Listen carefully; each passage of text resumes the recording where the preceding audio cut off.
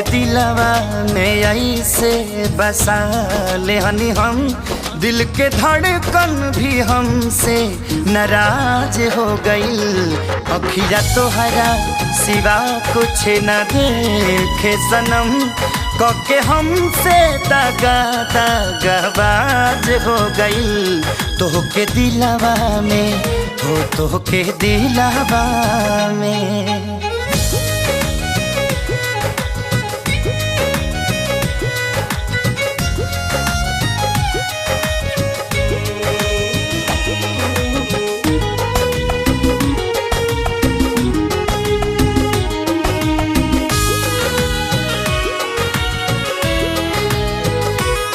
जाने लागेलू परियन के रहनी नियन, सुनल बचपन के कोनो कहानी नियन।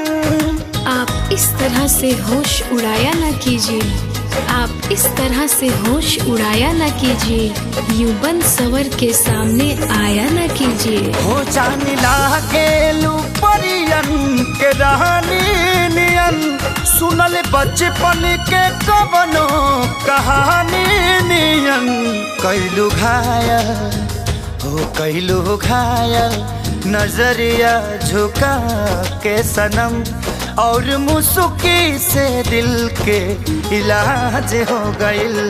तोहके दिलवा में हो, तोहके दिलवा में।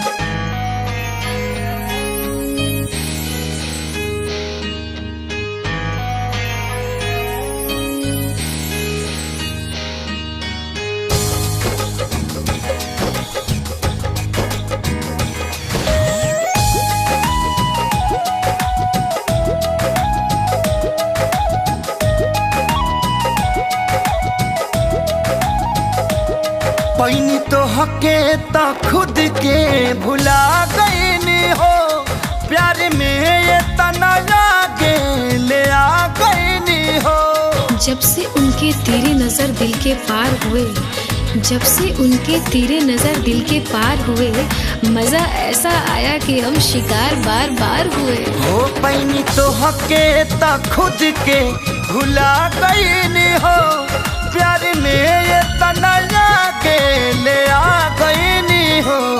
रूह भी नाम हो, रूह भी नाम तो हर पुकारे लगल।